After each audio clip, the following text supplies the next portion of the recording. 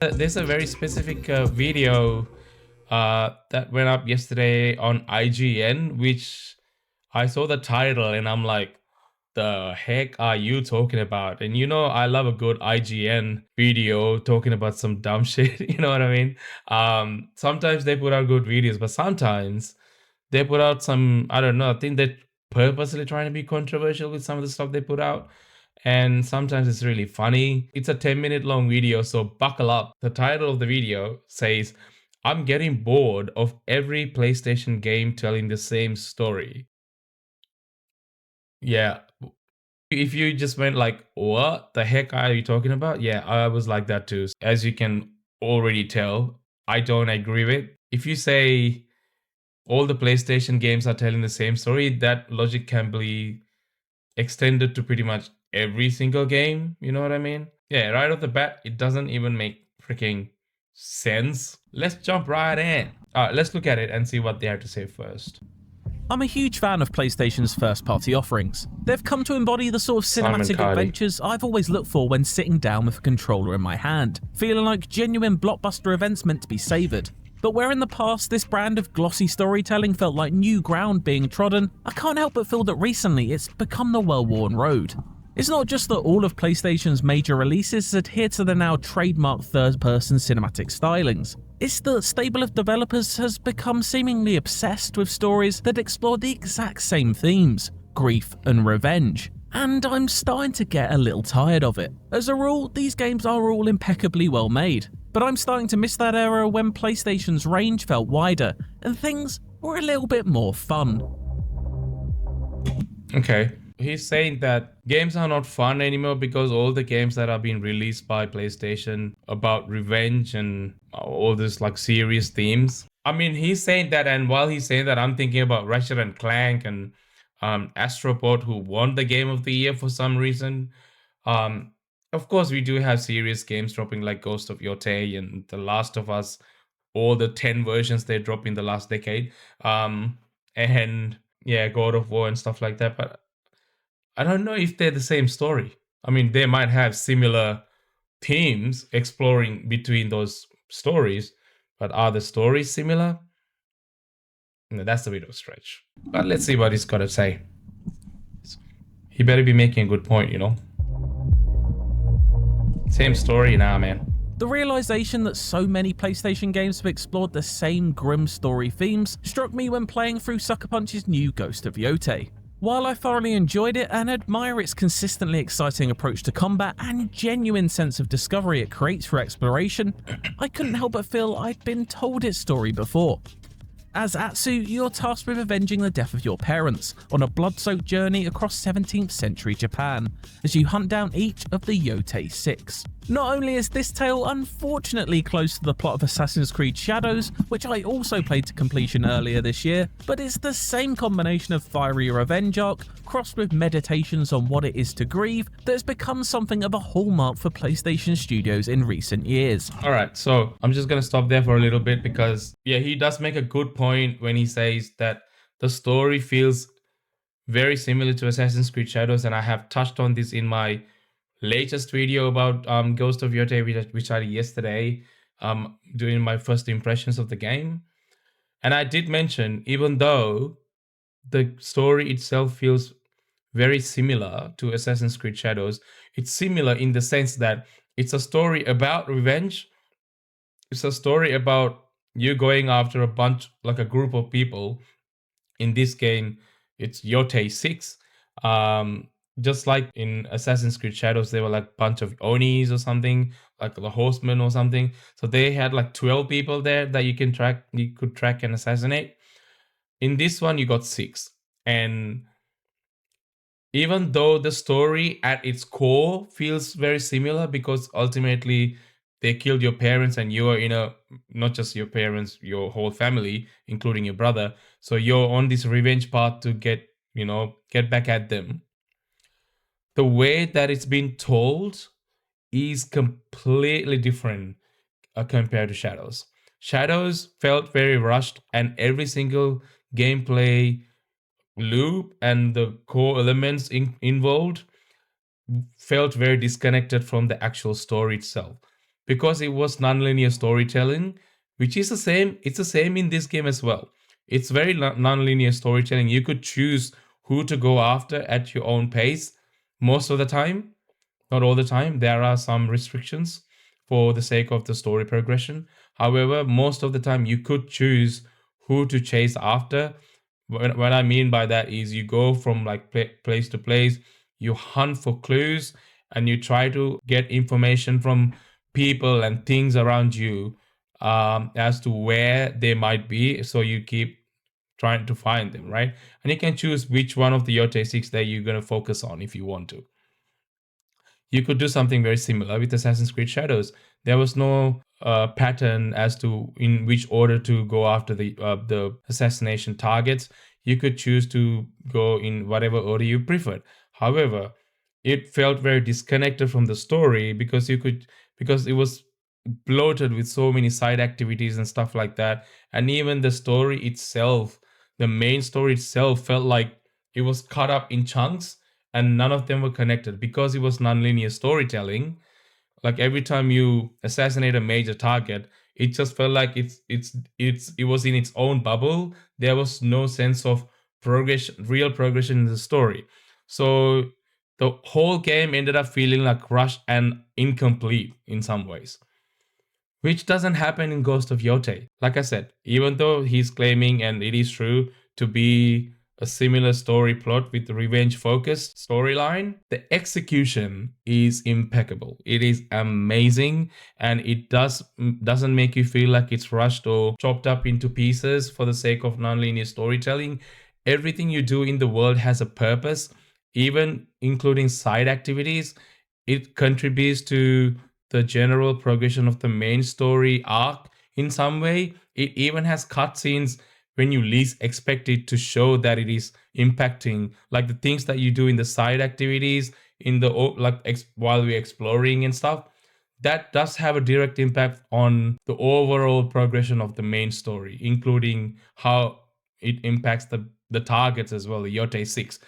They do have like random cutscenes that drops in every time you, like, let's say clear out a camp. You can see that Saito, which is your main villain guy, gets notified of it, and then he increases like guards and stuff like that. So it does have some real impact. And having said that, you don't have like 100 billion camps to clear either or liberate.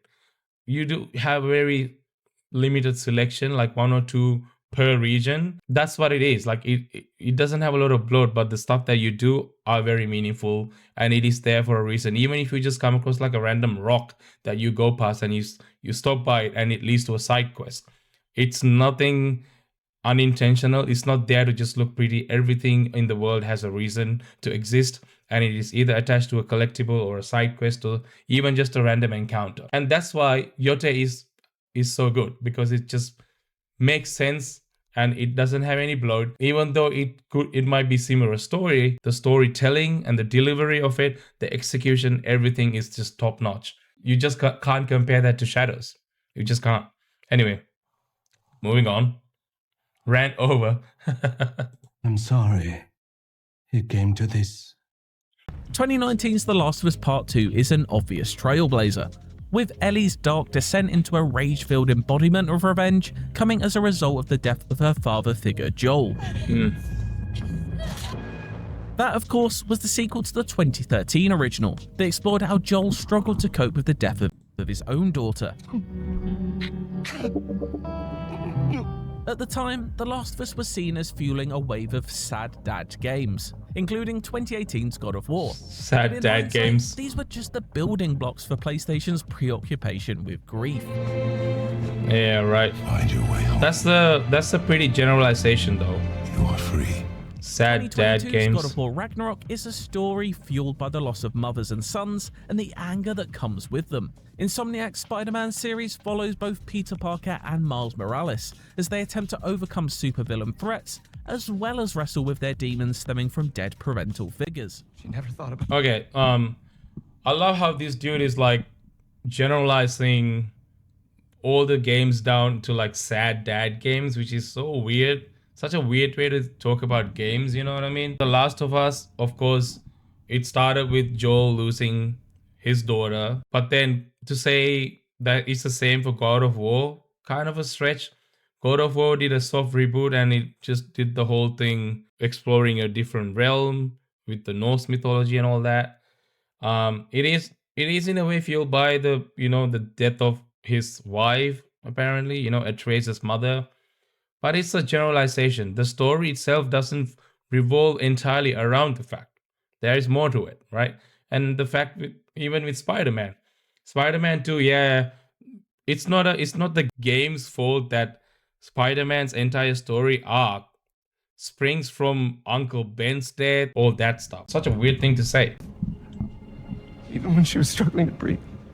2020's Returnal is a looping sci-fi nightmare born out of the protagonist Celine's familial grief-related trauma. Oh and my then God. there's 2025's other big PlayStation exclusive, Death Stranding 2 On the Beach, which may not technically be a first-party game, but certainly is a verifiable feast of maternal and paternal anguish. Don't get me Right. wrong, I'm a fan of all the games listed above. Jeez. Each singular in its depictions of characters and each offering wildly different gameplay experiences. But when Well- viewed as a whole, it's easy to hear that their stories are all being sung from the same hymn sheet. Familial grief is at the center of all of these stories. This guy is literally just like diluting all the stories into just one trope. I don't know if I agree with that. It doesn't make any freaking sense. If you take this approach with anything, you can literally say this about everything in the world. Any media, any medium, any entertainment medium can be diluted down to like one or two things, or like, oh, it's about one character being in love with another, or one character losing another.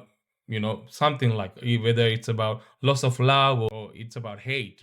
You can generalize everything into just one or two emotions if you take that approach, but that's not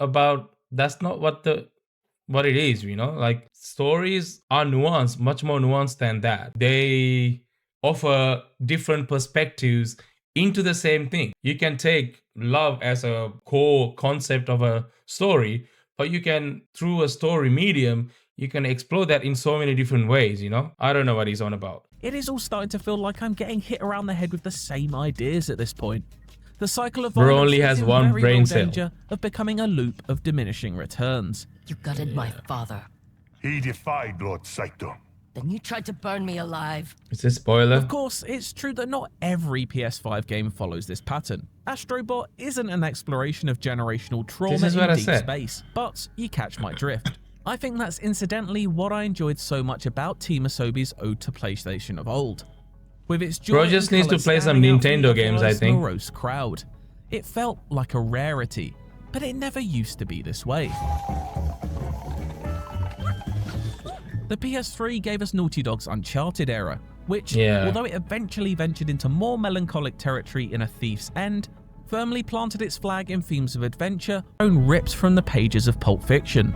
Man, I could use another Uncharted game, to I've be always honest. had a soft spot for Insomniac's Resistance and its World War II/sci-fi warfare mashup, as well as Little Big Planet. Those IPs which, need to all the come way back, at the dude. other end of the tonal spectrum, celebrated creativity and community. Welcome to Bunkum Chummy Chum Chum, where the sky is strewn with circling clouds of imagination. Yes, these games all contain varying levels of character nuances, but were all fundamentally about different things. Treasure hunting, alien invasions, and personal expression. They weren't all trying to serve the same story, and I can't help but feel that if a new Jak and Daxter game were to come out today, it would be about an Otzel's thirst for revenge against the killers of his blonde-haired friend. I don't know. I hope that future PlayStation exclusives can look to this more varied, interesting pass-through story. I feel like part of the reasons why we don't see a lot of these platformer games anymore from big AAA studios is because indie game scene have picked up on that front. I feel like there's a whole bunch of indie games out there right now that you can play that are really well made and really good, like Hollow Knight, for an example. Great platformer, kind of like a Souls-like in a way too. Prince of Persia, for an example. There's been a few new games in Prince of Persia franchise, which I realize is coming from Ubisoft, but it is made by their smaller owned studios, not their big studios like Montreal. So I think that is part of the reason why blockbuster studios like PlayStation are kind of keeping away from making those smaller games, with an exception of games like Astrobot, obviously. That's sort of been well taken care of by indie scene. I feel like that could be part of the reason. Even when choosing to tackle more serious subject matters. Team Ico's PS2 classic Shadow of the Colossus took on a mournful tone, but found something truly unique and poignant within it, at a time when such ideas were far less common in games. Shadow of the Colossus is one of my favorite games. It stands as a unique masterpiece to this day, telling its tale through vagaries and minimal cutscenes, a far cry from the trademark cinematic style we now expect of PlayStation games. What we didn't have back in the mid-2000s were 5 more PS2 releases that took its exact contemplations on love and loss and told the same story in a different wrapping. Every time you played something new from Sony Studios on the now 25-year-old console, it felt like a brand new experiment with a different story to tell, not just a variation on a theme. It is a different game. That brings me back to Ghost of Yotai, a game that is superior to its predecessor in almost every aspect, barring its central story. My name is Atsu. While I connect to Atsu more than I ever did Jin Sakai, she's a much warmer presence to spend a few dozen hours with. Ghost of Tsushima's narrative explores different, fresher ground. The story balances the personal struggles of Jin against the backdrop of an invasion of a nation, with themes of honor, betrayal, and belonging striking a chord and making it stand out when it arrives. To be honest, I did like Jin Sakai more than Atsu. 2020, before grief seemingly took hold of every Sony storyteller. Bit of a stretch, dude. I don't know. Perhaps PlayStation's interest in grief is a reflection of the state of the world, though. When viewed through the lens of when PS5 exclusives like Ghost of Yotai, I think he's taking it a bit too far. That melancholy is somewhat understandable. The COVID pandemic inarguably took hold of our planet in the years the inevitable connection to COVID-19, dude. Everything has to be before COVID and after COVID, you know.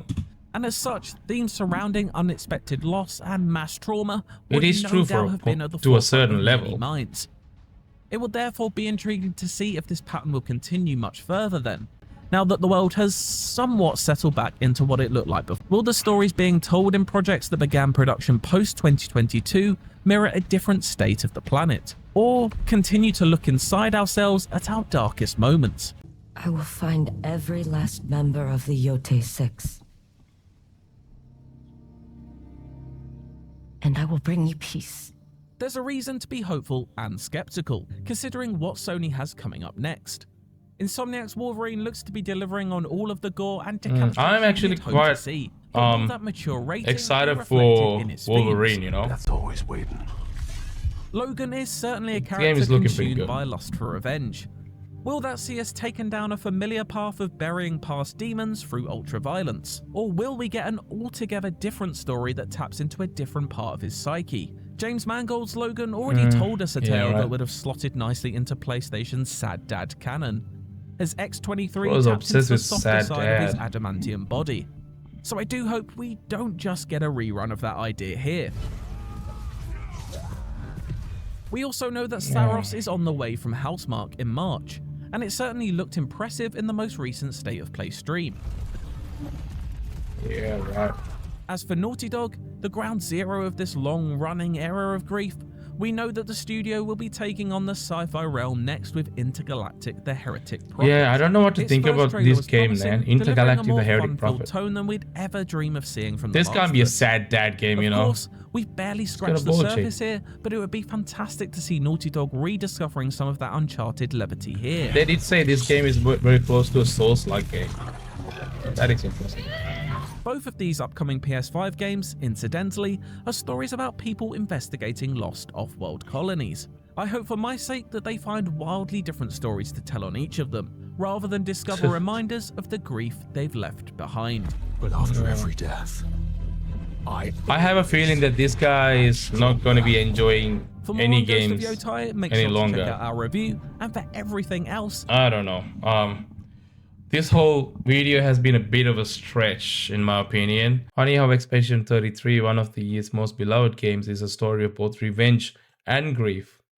And he didn't mention anything about that because it's not a PlayStation game, so it doesn't count. And I'm getting bored of IGN giving pretty much all hands a 7. That is true. They've been giving out 7s like everything is 7. All your reviews sound the same. I bet he loves the stories in Mario and Zelda. Yeah, this is what I just said. Like, I think he just needs to switch consoles and just play Nintendo, man. Because yeah, just play some Donkey Kong Bonanza or something, you know? I think that would cheer him up. Every story sounds the same when you take everything out of context. Yeah, IGN game journalists sound the same. So the comment section isn't going the way you planned. Well, yeah, because he said something stupid, man. It doesn't make sense. Ghost of Yotai is about avenging your family, while Tsushima is about defending your homeland against invasions. God of War is about taking care of your child and not trying to get him involved with war. What do you mean they're all the same? Yeah. Always felt that the title of this video applies to Assassin's Creed whole franchise, where an ordinary person's family is killed or captured and he decides to join the Brotherhood to avenge his family, but somehow ends up learning that the Brotherhood is a way bigger purpose than my family. You know what? This dude actually does have a point.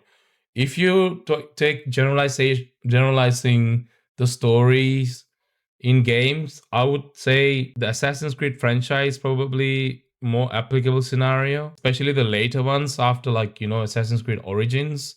I feel like all the Assassin's Creed games that's come after Origins does share like very similar story arcs. They haven't done much to actually differentiate it a lot. Assassin's Creed Shadow suffers from the same thing, and which coincidentally happened to be a very similar story arc. Ghost of Yotai, like I said, it's delivered very differently. It's different enough that you can actually confidently play both games and enjoy it in totally two different ways. Assassin's Creed, much less so. Revenge stories will always be one of the staples. It is true.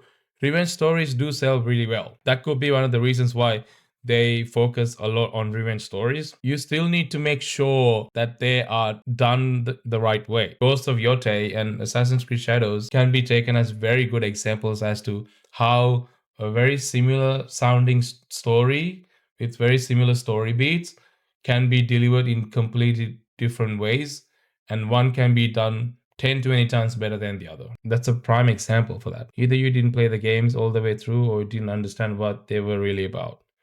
That is so true. That's so true. I mean, what are you talking about? His training has the same story as God of War. Gran Turismo has the same story of Ghost of Tsushima. Ratchet & Clank has the same story as Bloodborne. Days Gone has the same story as Astrobot. The list goes on. IGN might be onto something here. Oh my god. I mean, this is exactly what I expected the comment section to be, because this is a dumb video. You have to be brain dead if you think that every PlayStation story is the same. I think he's getting confused with having similar or shared story themes with the actual story itself. Like I said before, there could be two stories that are both about revenge or love, but can be completely two different stories. I think he's getting confused with themes and actual stories. What do you think about this whole situation? Because yeah, it doesn't make sense to me. And the comment sections did not disappoint. I think they got it. Yeah, let me know what you guys think if you're watching this later on YouTube. Comment down below and let me know, because this is so freaking hilarious, dude.